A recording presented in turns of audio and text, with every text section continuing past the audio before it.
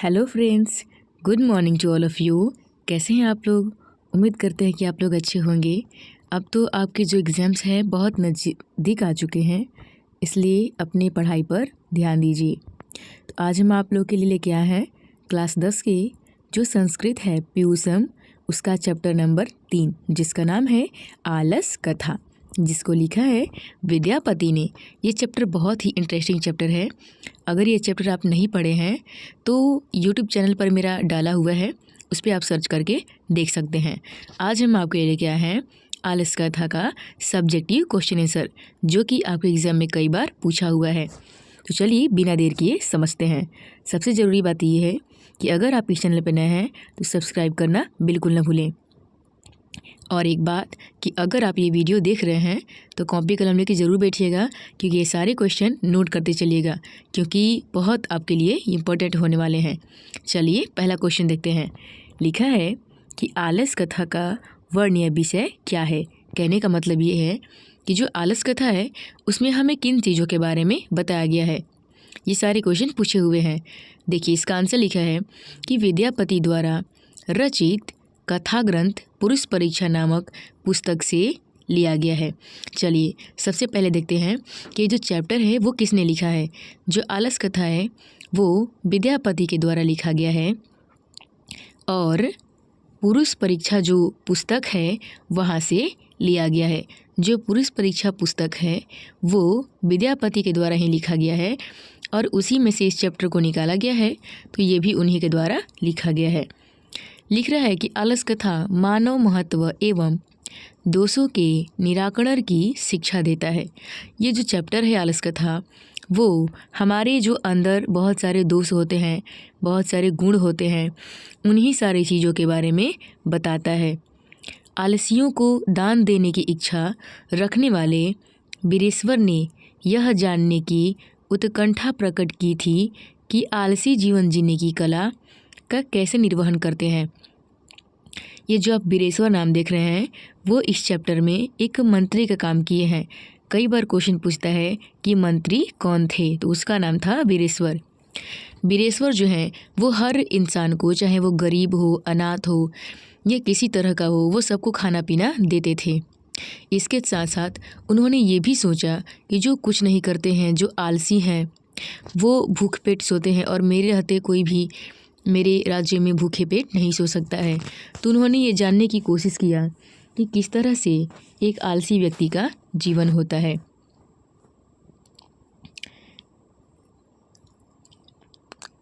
इष्ट लाभ के लिए मेहनती भी आलसी का रूप लेकर पहुंचने लगते हैं। अब देखिए ये जो चैप्टर है उसमें आपको बताया गया है कि जो वीरेश्वर थे वो आलसियों को भी खाना पीना सब कुछ दे रहे थे। तो अब बहुत सारे लोगों को ये जब जानकारी हुई कि कुछ हम जब नहीं करेंगे, एकदम आलसी बने रहेंगे, फिर भी हमें सब कुछ मिल रहा है, तो हमें काम करने की क्या ज़रूरत है। तो उन्होंने क्या किया कि झूठ साच के, आलसी बन बन के कि हम काम नहीं करते हैं तो हम आलसी हैं, और उनके पास जाने लगे। उनकी परीक्षा के लिए दान गृह में अग्नि प्रज्वलित की जाती है। अब देखिए बहुत सारे लोग उनके पास जाने लगे, जिनके वजह से उनकी जो धन कोष था वो खाली होने लगा, और इसके वजह से जो धन कोष की रक्षा करने वाले लोग थे उन्होंने क्या किया, इनकी परीक्षा लेने की कोशिश की, जिसके वजह से जब सारे आलसी उस आलसशाला में सो रहे थे तो तनियोगी पुरुषों ने क्या किया, उनमें आग लगा दिया। आलसी भागने के क्रम में गीले कपड़े से ढकने, घर में आग लगी है, यहाँ कोई धार्मिक नहीं है आदि की चर्चा करते हैं। आलसी केवल करुणा के पात्र होते हैं। देखिए आपको हम बोले हैं ना, ये जो चैप्टर है बहुत इंटरेस्टिंग चैप्टर है। नहीं पढ़े हैं तो आप एक बार ज़रूर पढ़िएगा। जब आग लग जाता है तो देह बचाने के लिए, जान बचाने के लिए जो झूठे आलसी बना कर आए थे वो भाग निकले, क्योंकि उनको ऐसा लगा, उनको क्या पता कि कोई परीक्षा ले रहा है, और भाई जान बचे तो लाखों पाए, वो लोग भाग पड़े। और 4 लोग ऐसे भाई महान महान लोग थे जो कि अभी भी वहाँ पे सोए हुए थे, जिनमें से पहला क्या कहता है, कहो कैसन शोर को सुनाई देता। दूसरा कहता है लागत है कि आग लागल बा। तीसरा क्या बोल रहा है, बताओ यहाँ पे खाना देने के लिए है, पानी देने के लिए है। मतलब सब कुछ करने के लिए आदमी रखा है मंत्री, हम लोग को बचाने के लिए मंत्री ना रखा है। मतलब कौनों के पास इतना दिमाग नहीं है कि पानी डाल के हमें बचाए या कंबल डाल के बचाए। अब देखिए तीनों चारों बात कर रहा है, चौथा तो हद कर दिया है। क्या बोल रहा है?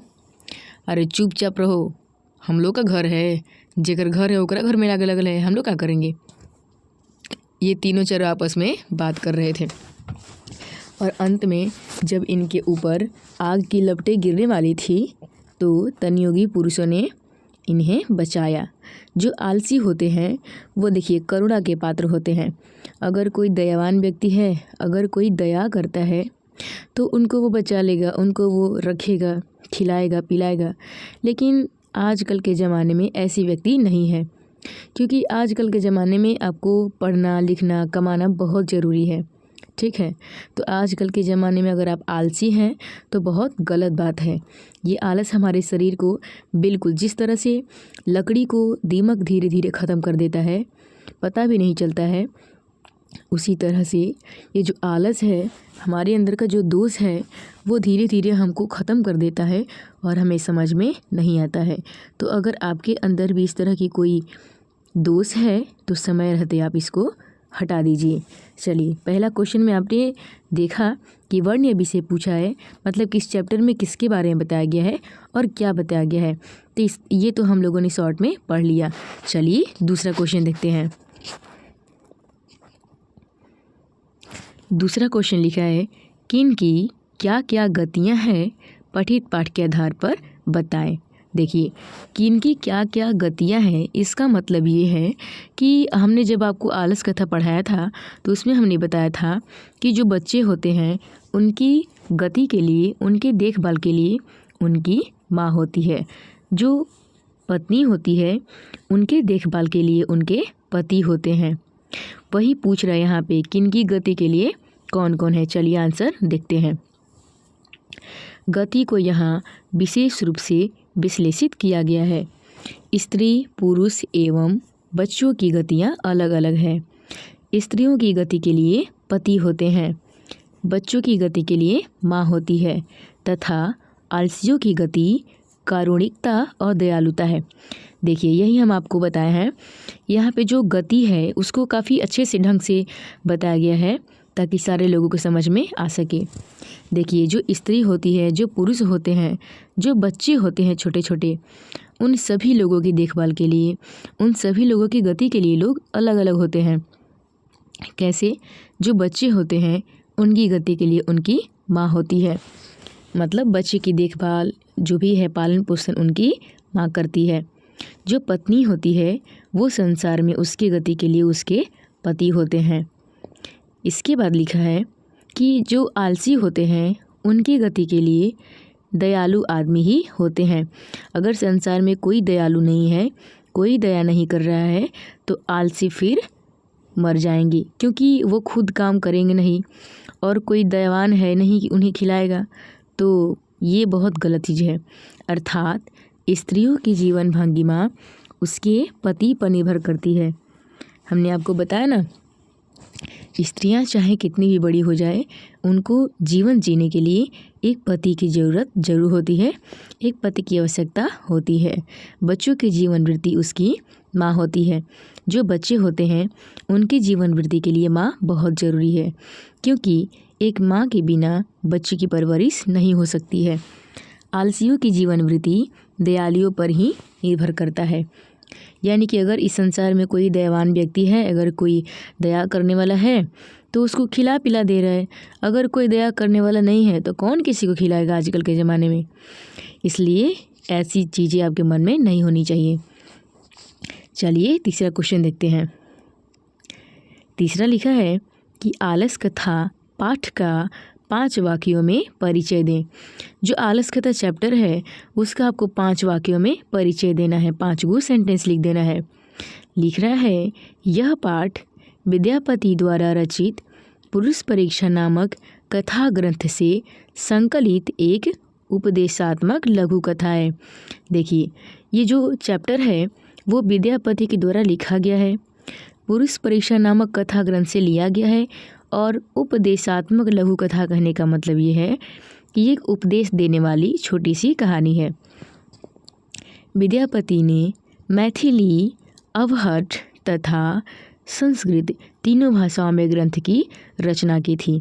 जो विद्यापति हैं वो मैथिली में भी लिखा करते थे, अवहट्ठ में भी लिखा करते थे और संस्कृत भाषा में भी इन्होंने बहुत सारी रचना किया है। पुरुष परीक्षा में धर्म, अर्थ, काम इत्यादि विषयों से संबंधित अनेक मनोरंजक कथाएं दी गई है। विद्यापति ने जो पुरुष परीक्षा ग्रंथ लिखा है उसमें इन्होंने धर्म से संबंधित, अर्थ से संबंधित और काम से संबंधित बहुत सारी चीज़ों के बारे में इन्होंने बताया है। आलस कथा में आलस के निवारण की प्रेरणा दी गई है। जो आलस कथा हम चैप्टर पढ़े हैं उसमें लास्ट में हमें ये बताया गया है कि हमें आलस नहीं करनी चाहिए। इस पाठ से संसार की विचित्र गतिविधि का भी परिचय मिलता है। इस पाठ में हमें ये भी सीखने को मिलता है कि इस संसार में दयावान व्यक्ति नहीं होते हैं।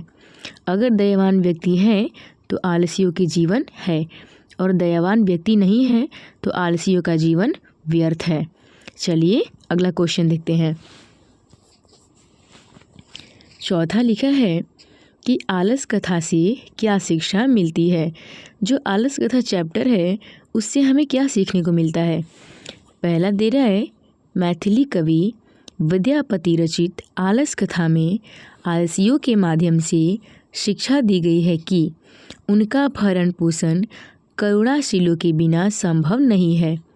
अब देखिए एकदम बहुत ही खूबसूरत बात लिखी हुई है कि आलस कथा जो चैप्टर है वो विद्यापति के द्वारा लिखा गया है और इस चैप्टर से हमें यही सीख मिलती है कि हमें कभी भी आलस नहीं करना चाहिए, क्योंकि जो आलसी होते हैं उनकी जो जीवन है वो एक दयावान व्यक्ति पर निर्भर करता है। अगर संसार में कोई दया वाला नहीं है तो उस संसार में उनका जीना बहुत ही बेकार है। आलसी काम नहीं करते, ऐसी स्थिति में कोई दयावान ही उनकी व्यवस्था कर सकता है। अतएव आत्मनिर्भर न होकर दूसरे पर वे निर्भर हो जाते हैं। देखिए आलसी क्यों कहा जाता है लोगों को। आलसी लोगों को इसलिए कहा जाता है क्योंकि वो अपना काम खुद नहीं करते, वो अपना पेट भरने के लिए नहीं कमाते, इसलिए उन्हें आलसी कहा जाता है। तो इस संसार में हमें आत्मनिर्भर होना बहुत ज़रूरी है, सेल्फ डिपेंड होना बहुत ज़रूरी है, क्योंकि अगर हम किसी दूसरे पर निर्भर रहेंगे तो हो सकता है कि वो कुछ दिन तक हमारी सेवा कर सके, हमारी ज़रूरतों को पूरा कर सके, लेकिन जीवन भर तो नहीं करेगा। इसलिए हमें अपने आप पर सेल्फ डिपेंडेंट होना चाहिए, हमें आलसी नहीं होना चाहिए। चलिए पांचवा क्वेश्चन है, आलस कथा का क्या संदेश है। जो आलस कथा चैप्टर है उससे हमें क्या संदेश मिल रहा है, तो यही संदेश मिल रहा है। चलिए आंसर देखते हैं। आलस कथा का संदेश है कि आलस्य एक महान रोग है, आलसी का सहायक प्रायः कोई भी नहीं होता है। देखिए लिखा है कि आलस कथा से हमें यही सीख मिलती है, यही संदेश मिलता है कि जो आलस है वो एक महान रोग है, बहुत बड़ा रोग है। आलस का सहायक प्रायः कोई भी नहीं होता है। जो काम नहीं करेगा, जो निकम्मा होगा, जो नालायक होगा, उसका सहायता बताइए कौन करेगा आजकल के ज़माने में। जीवन में विकास के लिए व्यक्ति का कर्मठ होना अति आवश्यक है। अगर आपको जीवन में विकास करना है, आगे बढ़ना है, सफल होना है, तो आपको मेहनत करना बहुत ज़रूरी है, कर्मठ होना बहुत ज़रूरी है, अपना काम खुद से करना बहुत ज़रूरी है। आलस्य शरीर में रहने वाले महान शत्रु है, जिससे अपना परिवार का और समाज का विनाश अवश्य होता है। देखिए जो आलस है वो शरीर में छिपा हुआ, हमारी शरीर में छिपा हुआ एक शत्रु होता है।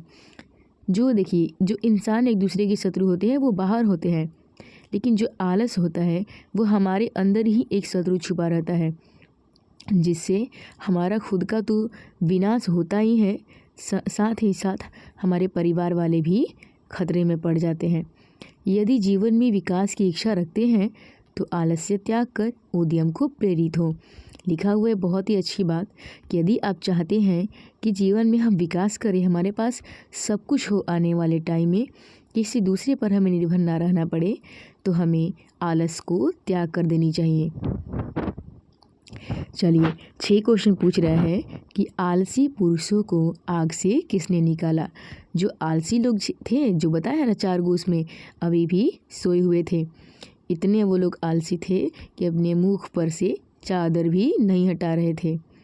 तो लिख रहा है कि आलसी पुरुषों को आग से किसने निकाला। जो देखिए आंसर का लिखा है, जब 4 आलसी पुरुष आग लगने पर भी घर से बाहर नहीं भागे, तब एक योगी पुरुष ने आकर उनके केशों को पकड़कर उन्हें ढकेलते हुए बाहर की ओर निकाला।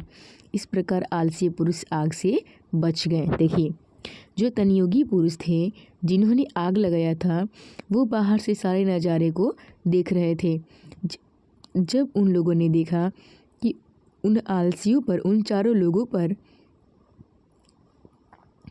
आग की लपटें गिरने वाली है, वो लोग मर जाएंगे, वो लोग चोट लग जाएगा उन लोगों को, तब उन्होंने क्या किया कि अंदर की ओर आए और बहुत तेज़ी से उनका बाल पकड़े और बाल पकड़ के बाहर की ओर निकाल दिए। इस प्रकार से उन लोगों का जान बचा।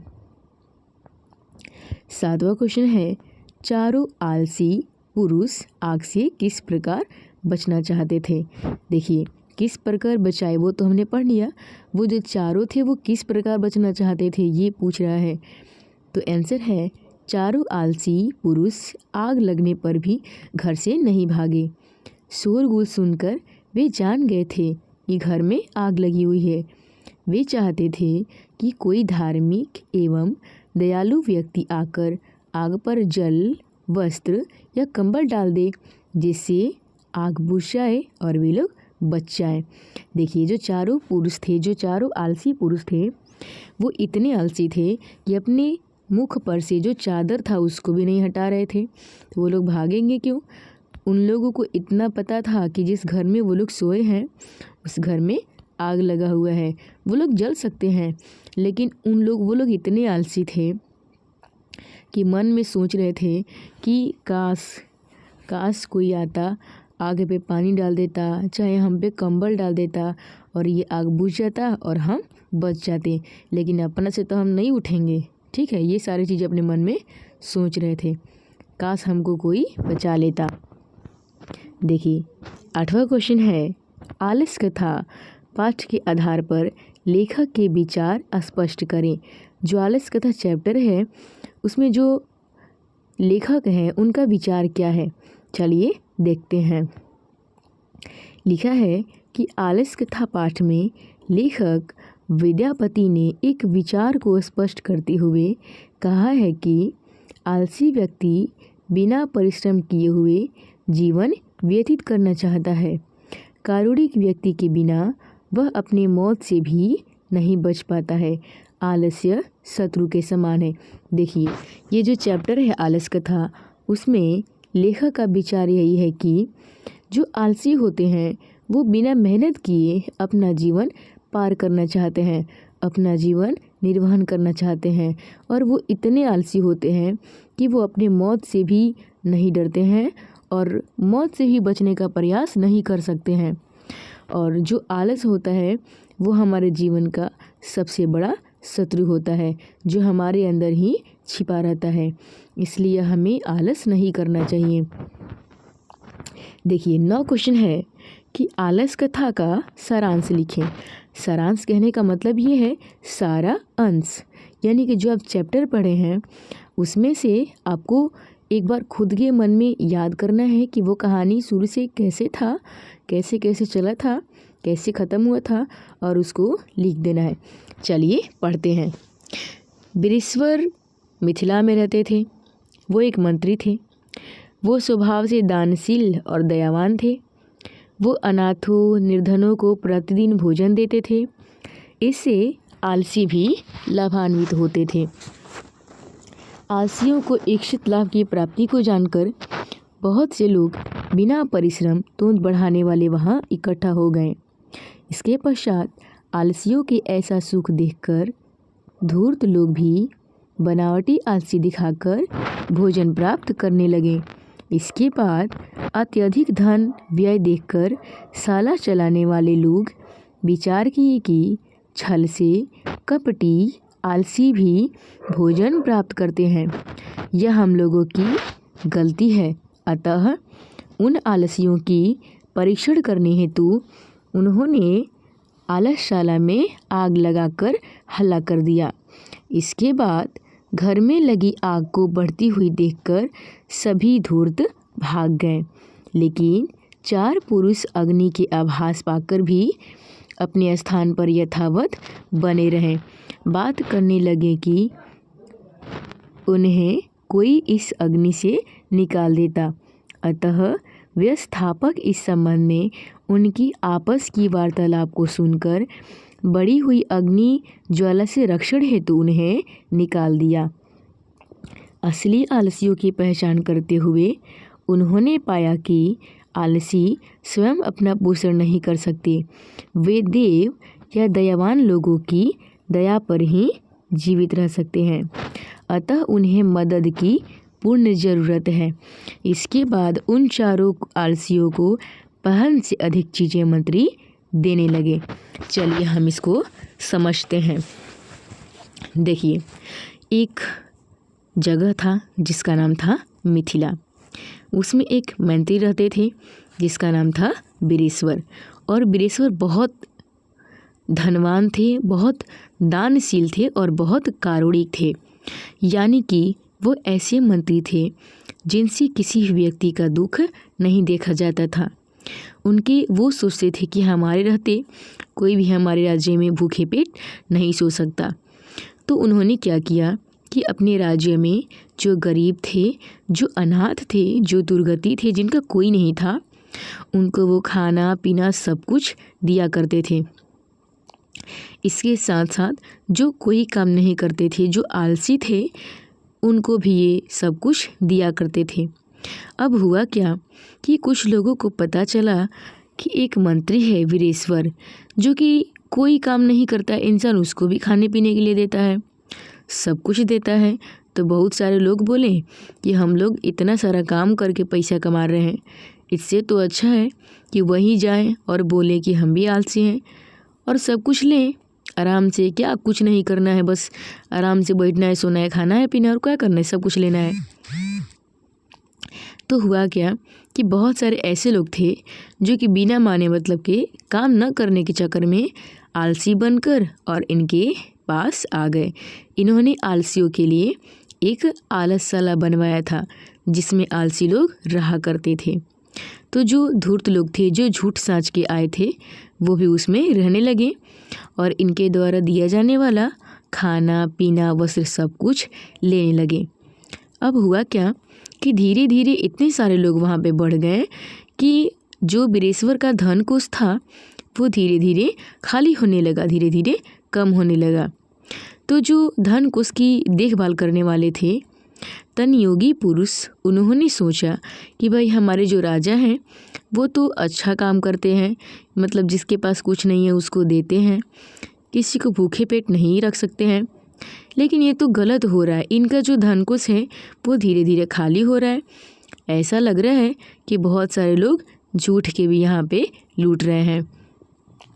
उन्होंने आपस में विचार किया और विचार करने के बाद इस नतीजे पर पहुँचे कि हमें इन आलसियों की परीक्षा लेना पड़ेगा कि सच में इनमें आलसी कौन है या सब झूठों के लूट रहा है।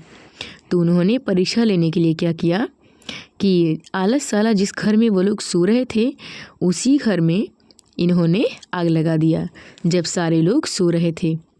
जब आलसशाला में आग लग गया तो जो जितने भी झूठ साच के आलसी बना के आए थे, वो झूठ साच के जो आलसी बने थे वो क्या किए कि वहाँ से भाग निकले, क्योंकि वो लोग को थोड़ी पता था कि कोई परीक्षा ले रहा है और वैसे भी वो लोग का मानना था कि जान बचेगा तो बहुत कुछ मिलेगा। वो लोग तो भाग गए, लेकिन अभी भी उसमें 4 लोग ऐसे थे जो सोए हुए थे, बहुत महान लोग थे। जिसमें पहला क्या बोल रहा है, का तो सुनाई दे रहा है, शोरगुल हो रहा है। दूसरा बोल रहा है लागत है कि आग लागल बा। तीसरा बोल रहा है कोई धार्मिक व्यक्ति ऐसा नहीं है, किसी को मन दिमाग नहीं है कि हम लोग को बचाए पानी डाल के या कंबल डाल के।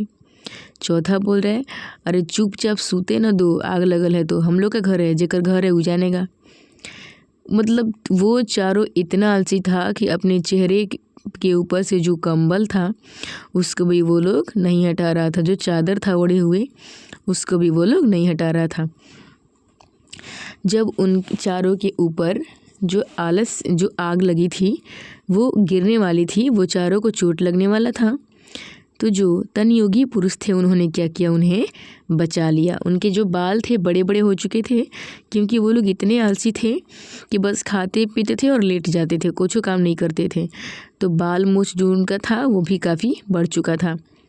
जो तनयोगी पुरुष थे वो उन चारों को क्या किए, बाल घसीट के और घसीटते हुए बाहर की ओर निकाल दिए। इस तरह से उन चारों आलसियों की जान बचाई गई। अब बताइए कि अगर जो तनयोगी पुरुष थे, अगर उन्होंने उन लोगों को नहीं बाहर निकाला होता, नहीं बचाया होता, तो आज तो वो चारे उसी में पकौड़ी बन जाते, छन जाते। यानी कहने का मतलब ये है कि ये जो आलस चीज़ है वो बहुत ही बेकार है, अच्छे से अच्छे इंसान को बर्बाद कर सकता है। इसलिए हमारे अंदर ये सारी चीज़ें नहीं होनी चाहिए। और बाद में जब पता चला कि कोई आलसी नहीं है, बस 4 लोग ऐसे हैं जो सच में आलसी हैं, तो उन लोगों को बाद में पुरस्कार भी दिया गया। क्यों दिया गया? क्योंकि वे चारों सच बोल रहे थे कि वे लोग आलसी थे। और जो राजा थे वो बाद में उन्हें कुछ ज़्यादा ही चीज़ें देने लगा ताकि वो लोग अपना भरण पोषण कर सके।